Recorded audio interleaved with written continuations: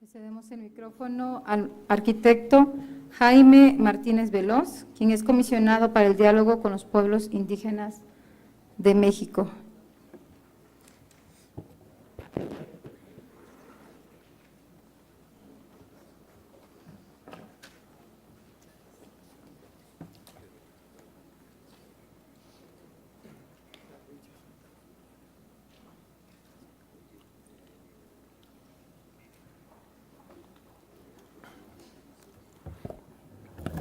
Muy buenas tardes, estimadas personalidades que nos acompañan, diputadas, diputados, compañeros representantes de los diferentes pueblos indígenas.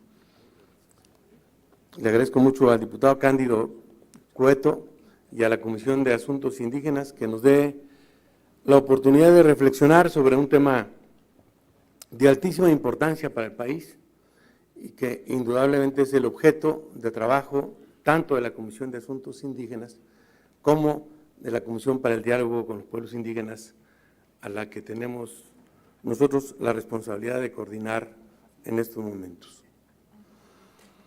En el presupuesto del año 2017, quiero empezar por un hecho que fue muy concreto. Se le hizo un recorte de más del 51% a la Comisión para el Desarrollo de los Pueblos Indígenas, a la CDI. No existió ninguna justificación, ninguna respuesta oficial en donde se estableciera con claridad por qué, si el recorte general a las dependencias debido a al déficit financiero del año pasado era de alrededor del 10 o del 12%, ¿por qué a la dependencia que atiende a los pueblos indígenas se le hacía un recorte de más del 50%? Evidentemente, más allá de la cuestión financiera, de los pesos y centavos, significaba un mensaje muy claro frente a los pueblos.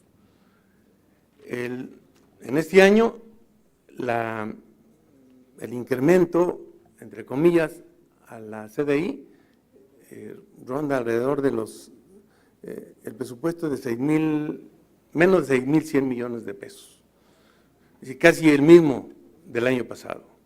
Se sigue manteniendo la misma actitud de que esta dependencia que se encarga de articular la política en favor de los pueblos indígenas tenga un nivel presupuestal muy reducido.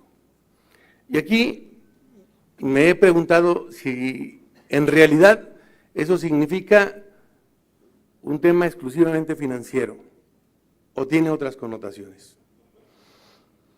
Creo que desde 1982 en este país se viene implementando un modelo en donde la transferencia de las dependencias o de muchas de las paraestatales o muchas empresas que tenía el gobierno bajo su responsabilidad, se concluyó que el gobierno no debería tener bajo su responsabilidad muchas de las acciones que pudiera realizar la iniciativa privada. Y ciertamente había excesos, en algunos casos había empresas que el gobierno no debería tener bajo su responsabilidad, pero también había muchas otras que son significativamente importantes para garantizar la gobernabilidad y la estabilidad social. Entonces, no podemos confundir una fábrica para hacer bicicletas que la Comisión Federal de Electricidad, por ejemplo. Entonces, en ese contexto, yo diría que el conjunto de medidas que se han venido desarrollando de un modelo económico tienen su expresión más dramática y más terrible en los territorios de los pueblos indígenas. Ahí quizá muchas de las noticias que pasan en los pueblos no llegan porque no hay teléfono, no hay energía eléctrica o porque simplemente los compañeros no tienen la capacidad económica, financiera, jurídica para poder transmitir lo que está pasando en sus pueblos, en la Sierra Norte de Puebla, en la Sierra Negra, con los tarahumaras, con los yaquis, en los Altos, en los valles centrales de Oaxaca.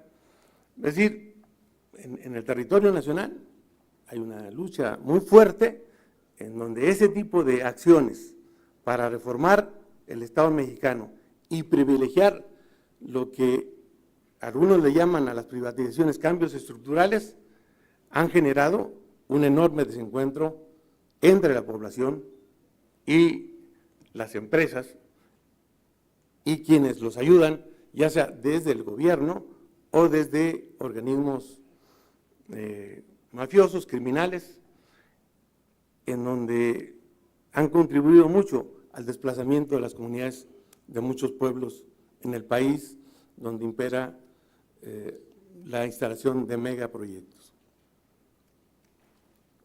Quiero decirles así rápidamente que hasta el año 2000 existían 2 millones de hectáreas concesionadas a la minería exclusivamente.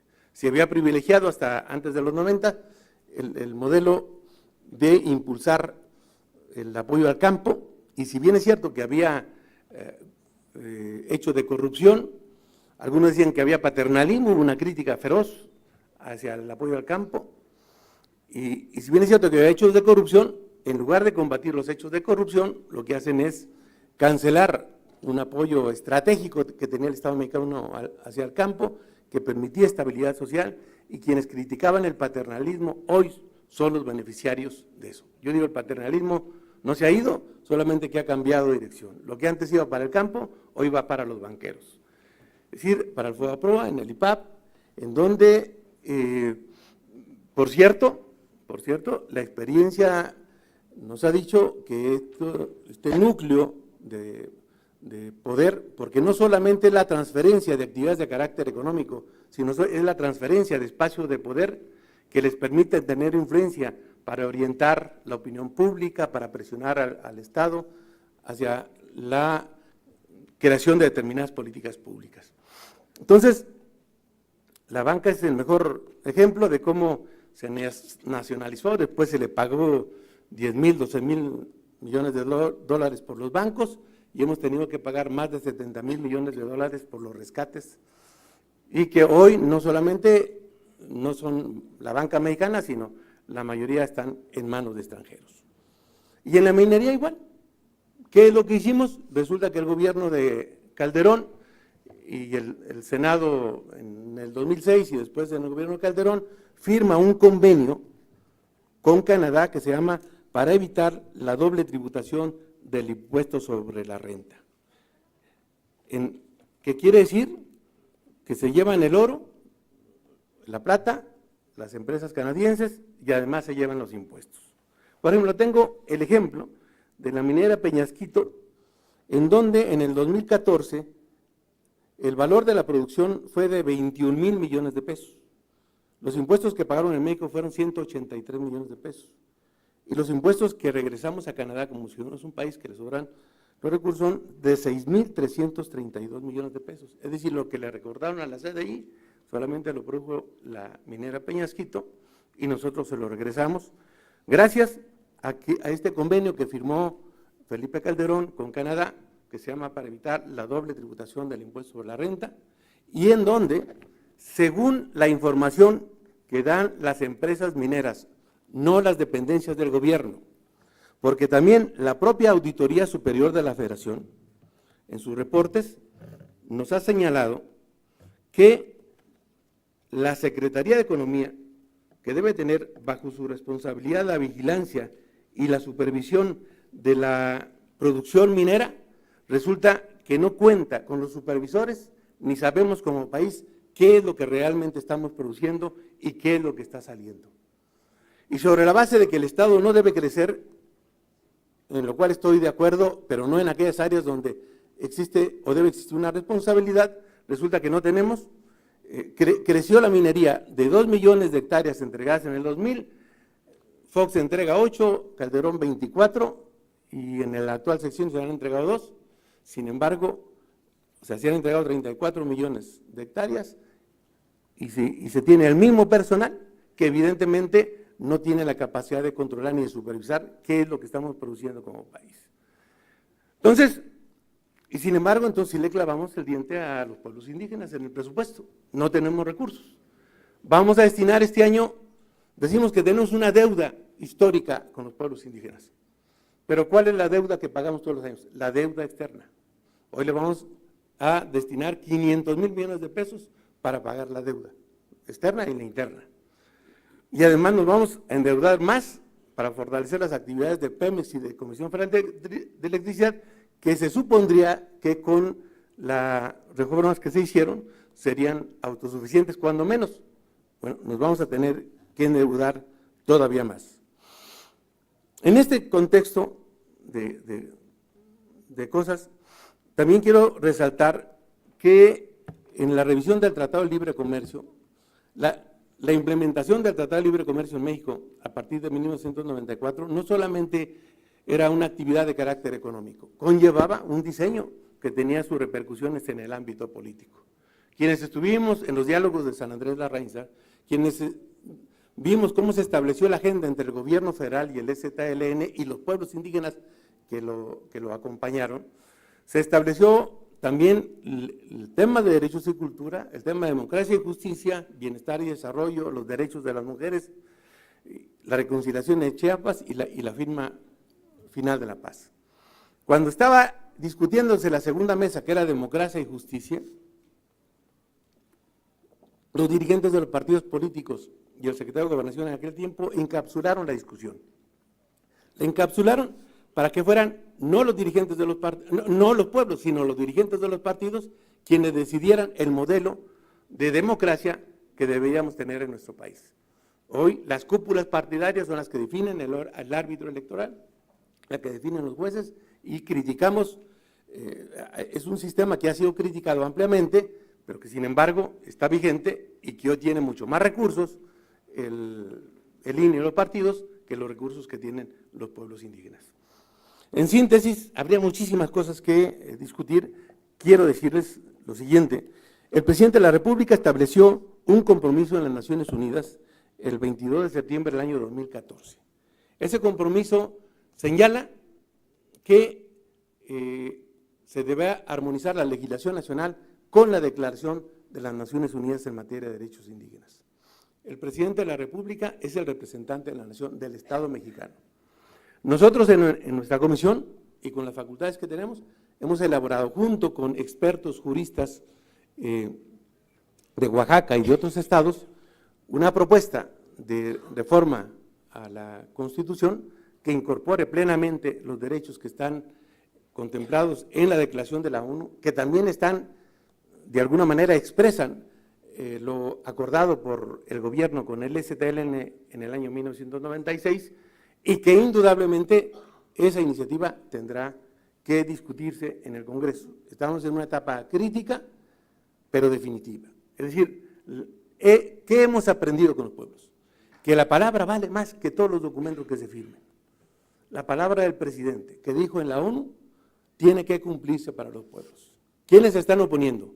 Las mineras, los agentes financieros, las industrias, las petroleras, que en todos revisen en cualquier lugar del mundo el papel de las empresas energéticas y tienen un papel preponderante en la definición de las políticas de cada uno de los estados donde están presentes.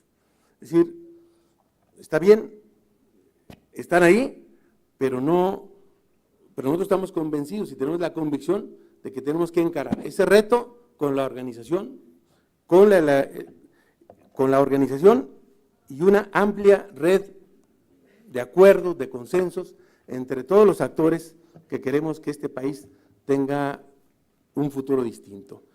Los pueblos indígenas no son un gueto y ni puede resolverse el tema de la profunda desigualdad con los pueblos solamente como si fuera un tema aislado. Es un tema de la relación del Estado mexicano con los pueblos indígenas. El Estado es el responsable fundamental de construir una nueva relación entre ellos y nuestros pueblos originarios. Los pueblos originarios, los pueblos indígenas, son el cimiento de esta nación. Es como si esta nación fuera Un edificio puede ser muy grande, muy hermoso, con muy buenos acabados, pero si el cimiento no está consolidado, ese edificio no va a servir. Ese es el reto que tenemos, construirlo, consolidarlo y tratar de que este sea lo más pronto posible. Los pueblos indígenas no solamente viven en las mismas condiciones de pobreza de 1994. Esa pobreza hoy tiene otros agravantes: contaminación, incertidumbre, inseguridad. Este año se le va a incrementar el presupuesto a la defensa y a la marina, no estoy en contra de eso, pero lo cierto es que tenemos más de 500,000 de muertos desde 1982 que empezó esta guerra. La Primera Guerra Mundial duró 4 años, la Segunda duró 6 años, y la guerra contra las drogas parece que nunca va a acabar. ¿Por qué? Porque indudablemente la droga se ha convertido en una mercancía y cuando menos debemos de reconocer que la estrategia que se ha seguido es totalmente desafortunada, porque el problema no solamente subsiste, sino que se ha incrementado. En síntesis, habría muchísimas cosas, pero estoy convencido que los pueblos tienen la capacidad para salir adelante y que este esfuerzo que está haciendo la Comisión de Asuntos Indígenas tendrá el respaldo y el apoyo de todos aquellos que están luchando por un mejor país y sobre todo por la construcción de una relación sólida entre nuestro Estado y nuestros pueblos originarios. Muchas gracias. Muchas gracias, arquitecto Jaime Martínez Veloz.